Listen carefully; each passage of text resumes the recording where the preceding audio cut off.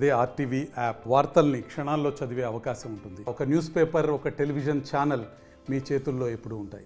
విశాఖలో శివరాత్రి పురస్కరించుకొని శైవ క్షేత్రాలని భక్తులతో కిటకిటలాడుతున్నాయి. స్వామివారికి వేకువజాము నుంచి ప్రత్యేక పూజలు అయితే చేస్తున్నారు.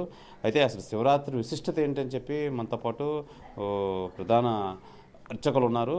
స్వామివారిని అడిగి తెలుసుకుందాం. స్వామి, ఏంటి అసలు శివరాత్రి ప్రత్యేక పూజలు ఏం చేస్తున్నారు ఈరోజు ఉదయం నుంచి స్వామివారికి అభిషేకార్చన కార్యక్రమాలు, తదుపరి మధ్యాహ్నం 2 గంటలకి స్వామివారి కళ్యాణం, అదేవిధంగా సాయంత్రం స్వామివారికి పల్లకి సేవ, అదేవిధంగా రాత్రి 9:30 మహాన్యాసపూర్వకంగా స్వామివారికి రుద్రాభిషేకాలు కూడా జరుగుతాయి. కావున శివరాత్రి పర్వదినం, అసలు శివరాత్రి విశిష్టత ఏమిటి? అసలు శివరాత్రి రోజు ఆలాహలం కంఠంలో దాచుకొని లింగోద్భవ కాలంలో స్వామివారు అభిషేక పురస్కరించుకొని ఆ స్వామివారికి విశిష్టత.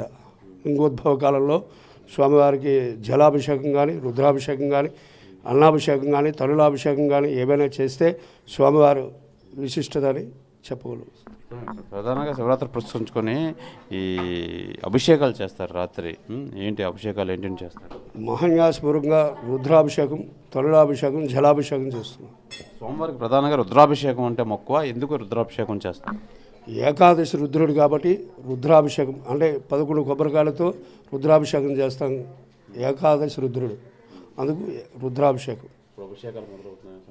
ఇప్పుడు అభిషేకం మొదలవుతున్నాయి. తెల్లవారుజామున 1 గంట నుంచి కూడా అభిషేకాలు మొదలవుతున్నాయి.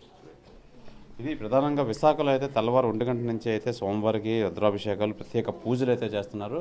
అయితే ప్రధానంగా ఈ శివరాత్రి పర్వదినాన్నే స్వామివారిని కొలిస్తే భక్తులు కోరికలన్నీ నెరవేరుస్తారని చెప్పి స్వామి ప్రధానంగా భక్తులందరూ ఈ శివరాత్రి పుణ్యదినాన్న స్వామివారికి రుద్రాభిషేకం చేస్తారు. రుద్రాభిషేకం స్వామివారి ప్రధానంగా రుద్రుడు అని పిలువబడే స్వామివారికి రుద్రాభిషేకం అంటే ఎక్కువ మక్కువ. దానివల్ల ఈ రుద్రాభిషేకం ఈ పర్వదినం పురస్కరించుకున్న రుద్రాభిషేకం చేస్తే సకల పాపాలు పోయి కోరికలన్నీ నెరవేరుతాయని చెప్పి ఒక నమ్మకంతో భక్తులందరూ ఈ రుద్రాభిషేకంలో పాల్గొంటారని చెప్పి అర్చకులు అయితే తెలియజేస్తున్నారు. కెమెరామెన్ రమణ కుమార్తో శివరామకృష్ణ టీవీ, విశాఖపట్నం నుంచి. మరిన్ని వీడియోస్ కోసం ఛానల్ ని సబ్స్క్రైబ్ చేయండి. లేటెస్ట్ అప్డేట్స్ కోసం వాట్సాప్ ఛానల్ ని ఫాలో అవ్వండి. ఆ లింక్ డిస్క్రిప్షన్ లో ఉంది.